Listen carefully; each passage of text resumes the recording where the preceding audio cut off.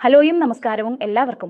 ഈ വീഡിയോയിൽ നാം അറിയാൻ പോകുന്നത് സോറിയാസിസ് രോഗികൾക്ക് കാലാവസ്ഥ മാറുമ്പോൾ, പ്രത്യേകിച്ച് മൺസൂൺ കാലത്ത് അത്യധികം കുരുക്കളും ചുവപ്പും ഉണ്ടാകുമ്പോൾ അതിനെ എങ്ങനെ കാര്യം ചെയ്യാം എന്നതാണ്. അപ്പോൾ അതിനെ എങ്ങനെ മാനേജ് ചെയ്യണം? നിങ്ങൾ അതിനെ തുടർച്ചയായി ചുരണ്ടി രക്തം വരുത്തേണ്ടതില്ല. അതിനാൽ ആദ്യം നിങ്ങൾക്ക് അകത്തും പുറത്തും ചില ഹോം റെമഡികൾ ഉപയോഗിച്ച് എങ്ങനെ ഇത് നിയന്ത്രിക്കാമെന്ന് ഞങ്ങൾ പറയാം.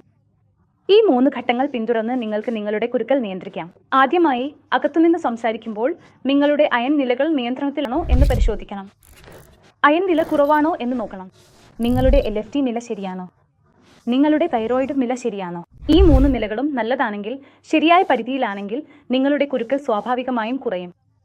പക്ഷേ ഇവയിൽ ഏതെങ്കിലും പ്രശ്നമുണ്ടെങ്കിൽ അവ ശരിയാക്കാതെ നിങ്ങളുടെ കുരുക്കൾ നിയന്ത്രിക്കാൻ കഴിയില്ല. അയൺ കുറവാണെങ്കിൽ അയൺ സപ്ലിമെന്റ് ഉപയോഗിക്കണം. അയൺ അടങ്ങിയ ഭക്ഷണങ്ങൾ കഴിക്കണം. തൈറോയിഡ് കൂടുതലായാലോ കുറവായാലോ അതിനു വേണ്ട മരുന്ന് കഴിക്കണം. LFT ശരിയല്ലെങ്കിൽ അതിനു വേണ്ട മരുന്ന് കഴിക്കണം. ഈ 3 നിലകളും ശരിയായില്ലെങ്കിൽ നിങ്ങളുടെ കുരുക്കൾ നിയന്ത്രിക്കാൻ കഴിയില്ല. അടുത്തതായി നിങ്ങൾ ശ്രദ്ധിക്കേണ്ടത് അകത്തുനിന്ന് തന്നെ കുരുക്കൾ വർദ്ധിപ്പിക്കാത്ത ഭക്ഷണമാണ് കഴിക്കേണ്ടത്. ഉദാഹരണത്തിന്, അത്യധികം ഉപ്പ് കഴിക്കരുത്, അത്യധികം മസാലകൾ കഴിക്കരുത്, അത്യധികം പുളിയുള്ള വസ്തുക്കൾ കഴിക്കരുത്. അത്യധികം പുറത്തുനിന്ന് വാങ്ങിയ വറുത്ത ഭക്ഷണങ്ങൾ അല്ലെങ്കിൽ അച്ചാർ, ചട്നി എന്നിവയും ഒഴിവാക്കണം. ഈ വസ്തുക്കൾ ഒഴിവാക്കണം. അതിനാൽ ഈ ഭക്ഷണങ്ങൾ ഒഴിവാക്കാൻ തുടങ്ങുക. നിങ്ങൾ ഈ ഭക്ഷണങ്ങൾ ഒഴിവാക്കി കഴിഞ്ഞാൽ നിങ്ങളുടെ കുരുക്കൾ അതുവേറെ നിയന്ത്രണത്തിലാവാൻ തുടങ്ങും. ഇനി ഞാൻ പുറത്തുനിന്നുള്ള കാര്യങ്ങൾ പറയാൻ പോകുമ്പോൾ നിങ്ങൾ ശ്രദ്ധിക്കേണ്ടത്, ഓരോ തവണയും കുളിക്കാനോ ബാത്ത് എടുക്കാനോ പോകുമ്പോൾ നിങ്ങൾക്ക് അവിടെ സോറിയാസിസിന് അനുയോജ്യമായ ബോഡി വാഷ് അല്ലെങ്കിൽ സോപ്പ് തിരഞ്ഞെടുക്കണം.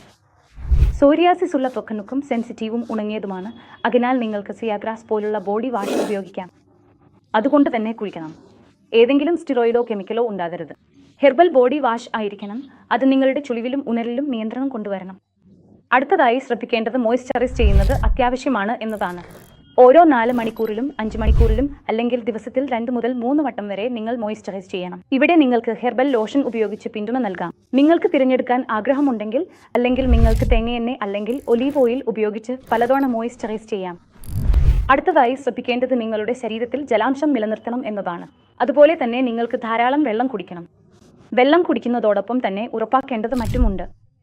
വെള്ളരിക്ക, തണ്ണിമത്തൻ, മസ്ക് മെലൻ പോലുള്ള പഴങ്ങൾ നിങ്ങൾ കഴിക്കണം. അതിലൂടെ ശരീരത്തിലെ ജലാംശം നിലനിർത്താം. കൂടാതെ നിങ്ങൾ AC റൂമിൽ ഇരിക്കുകയാണെങ്കിൽ അവിടെ ഹ്യൂമിഡിഫയർ ഉപയോഗിക്കാം.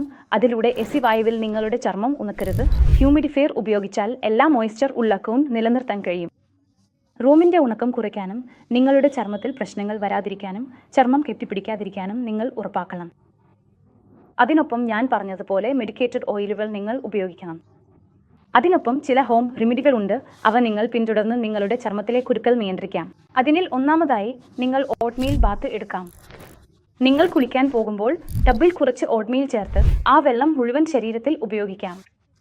അത് ഉപയോഗിച്ചാൽ ഉണക്കം കുറയും, ചർമ്മം പൊട്ടുന്നത് കുറയും, കുരുക്കൾ കുറയും. അല്ലെങ്കിൽ നിങ്ങൾക്ക് വേറെ എന്തെങ്കിലും ചെയ്യാം. നിങ്ങൾക്ക് ബേസനും തൈരും ചേർത്ത് ഒരു പാക്ക് തയ്യാറാക്കാം. കാരണം ബേസനും തൈരും ചേർന്നാൽ തണുത്ത അനുഭവം നൽകും, തണുപ്പായി തോന്നും. അത് നിങ്ങളുടെ പാച്ചവലിലേക്ക് പുരട്ടാം. 5 മുതൽ 10 മിനിറ്റ് കഴിഞ്ഞ് കഴുകി കളയാം. അതിനാൽ നിങ്ങൾക്ക് ഒരു ശമന അനുഭവം ലഭിക്കും. നിങ്ങൾക്ക് ഇഷ്ടമെങ്കിൽ ജ്യൂസുകൾ ഉണ്ടാക്കി കുടിക്കാം. അത് ഒരു തണുപ്പുള്ള അനുഭവം നൽകും. ഉദാഹരണത്തിന്, അലോവേര ജ്യൂസും വെള്ളരിക്കയും ചേർത്ത് ഒരു ഡ്രിങ്ക് തയ്യാറാക്കാം. അത് കുടിക്കാം. ചൂടുകാലത്ത് ഗൗണ്ട് കാത്തില വളരെ നല്ലതായാണ് പ്രവർത്തിക്കുന്നത്. നിങ്ങൾക്ക് ശക്തി വേണമെങ്കിൽ അത് കുടിക്കാം. പക്ഷേ അതേസമയം തണുപ്പുള്ള അനുഭവം വേണമെങ്കിൽ നിങ്ങൾ ഷസ്ത് കഴിക്കാം. കാരണം അത് ദുർബലതയും കുറയ്ക്കും, തണുപ്പും നൽകും. ഇങ്ങനെ ഡ്രിങ്കുകൾ കുടിച്ച് നിങ്ങൾക്ക് ചൊറിച്ചിലും ശമിപ്പിക്കാൻ കഴിയും. അകത്തുനിന്നും പിത്തം ശമിപ്പിക്കാനും പുറത്തുനിന്നും തണുപ്പുള്ള അനുഭവം നേടാനും കഴിയും. അവസാനമായി, നിങ്ങൾക്ക് ഇഷ്ടമെങ്കിൽ എൻ്റെ ഏറ്റവും ഇഷ്ടപ്പെട്ടതുപോലെ തേങ്ങയെണ്ണയിൽ കാപൂർ ചേർത്ത് ഉപയോഗിക്കാം. ഞാൻ ഓരോ വീഡിയോയിലും പറയുന്നത് പോലെ അതുപോലെ തന്നെ നിങ്ങൾക്ക് അത് ഉപയോഗിക്കാം. അല്ലെങ്കിൽ ഒലീവ് ഓയിൽ ഉപയോഗിക്കാം, അല്ലെങ്കിൽ ഗ്ലിസറിൻ ഉപയോഗിക്കാം. ഇതിലൂടെ ചർമ്മം ഉണങ്ങാതിരിക്കുകയും നന്നായി പോഷിപ്പിക്കപ്പെടുകയും ഉണങ്ങാതിരിക്കുകയും നന്നായി ഹൈഡ്രേറ്റഡ് ആയിരിക്കുകയും അതിനാൽ നിങ്ങൾക്ക് കൂടുതൽ ചൊറിച്ചിൽ ഉണ്ടാകാതിരിക്കുകയും ചെയ്യും. കുറച്ച് സമ്മർദ്ദം കുറയ്ക്കണം, ഡയറ്റ് പാലിക്കണം. കൂടാതെ നിങ്ങളുടെ സോറിയാസിസിനെ അവസാനിപ്പിക്കുന്ന തരത്തിലുള്ള ചികിത്സ സ്വീകരിക്കണം. ഇങ്ങനെ ചെയ്താൽ നിങ്ങൾക്ക് നിങ്ങളുടെ ചൊറിച്ചിൽ നിയന്ത്രിക്കാനും അതിനെ അവസാനിപ്പിക്കാനും സോറിയാസിസ് നേരിട്ട് അതിൽ വിജയിക്കാനും കഴിയും.